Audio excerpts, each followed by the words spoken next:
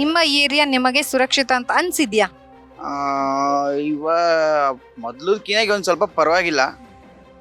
ಅವು ಇವು ಎಲ್ಲ ಏನೇನೋ ರೌಡಿಸಮ್ ಎಲ್ಲ ನಡೀತಿತ್ತು ಅವಾಗ. ಇವಾಗ ಏನಿಲ್ಲ, ಇವಾಗೆಲ್ಲ ಕರೆಕ್ಟಾಗಿದೆ. ಬಟ್ ಅಂದರೆ ರೋಡ್ಗಳೊಂದು ಸಮಸ್ಯೆ ಇದೆ. ರೋಡ್ಗಳಂತೂ ದಯವಿಟ್ಟು ರೆಡಿ ಮಾಡಿಸ್ಕೊಟ್ಬಿಟ್ರೆ ಇನ್ನೂ ಚೆನ್ನಾಗಿರುತ್ತೆ.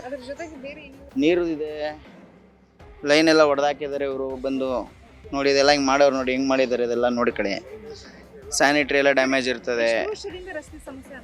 ಸುಮಾರು ಹೆಚ್ಚು ಕಮ್ಮಿ ಮೇಡಮ್ ಅವರು ಒಂದು 10 ವರ್ಷದಿಂದ ಹಿಂಗೆ ಇದೆ ಮೇಡಮ್ ಅವ್ರೆ. 10 ವರ್ಷದಿಂದ ಹೀಗೆ ಇದೆ ಅಂತ ತಾವು ಹೇಳ್ತಾ ಇದ್ದೀರಾ. ಹಾಗಿದ್ರೆ ಜನನಾಯಕರು ಅಂತ ಅನ್ಸ್ಕೊಂಡಿರೋ ಅಧಿಕಾರಿಗಳು ಜನರಿಗೋಸ್ಕರ ಅಂತ ಕೆಲಸಗಳನ್ನ ಮಾಡ್ತಾ ಇದ್ದಾರೆ. ಕೆಲವ್ರು ಮಾಡ್ತಾರೆ, ಕೆಲವ್ರು ಮಾಡಲ್ಲ. ಅವ್ರ ಬಗ್ಗೆ ನಾವು ಮಾತಾಡೋಕ್ಕೂ ಆಗಲ್ಲ ಟಿ ವಿಲಿ ಮೊದಲೇ.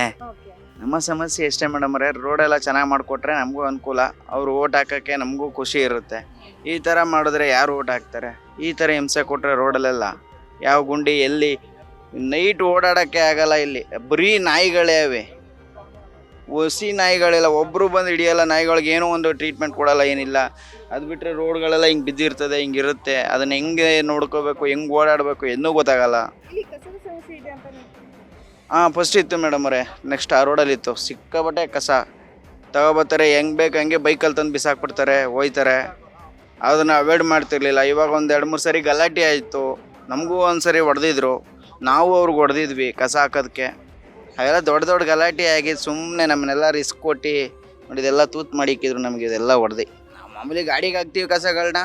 ಅವ್ರು ಬಂದು ನಮ್ಮನೆ ಬಾಗ್ಲಿಗೆ ಹಾಕೋರು. ಸೊಳ್ಳೆ ಮುತ್ತುತ್ತವೆ ಅಂತ ಕೇಳಿದ್ರೆ ಬೇಕಾದ್ರೆ ಮನೆ ಖಾಲಿ ಮಾಡ್ಕೊಂಡು ಹೋಗು, ಈ ಥರ. ಇಲ್ಲೇನಕ್ಕಿದೆಯಾ, ಕಡಿಮೆ ಐತೆ ಅಂತ ಬಾಡಿಗೆ ಕಡಿಮೆ ಅಂತ ನಾವು ಇರ್ತೀವಿ. ಬಾಡಿಗೆ ಮನೆಗೆ ಬಂದು ನಾವು ಬಾಡಿಗೆ ಕಮ್ಮಿ ಇರ್ತದಲ್ಲ, ಒಂದು 2 ರೂಪಾಯಿ 3 ರೂಪಾಯಿ ಉಳಿದ್ರೆ ನಮಗೇನೋ ಇದಕ್ಕಾಯ್ತದೆ ನಾವು ಇರ್ತೀವಿ. ಅದರೊಳಗೂ ಕಸ ಎಸ್ಬಿಟ್ಟು ಅವರೇ ಬೈಯೋದು, ಅವರೇ ಜಗಳ.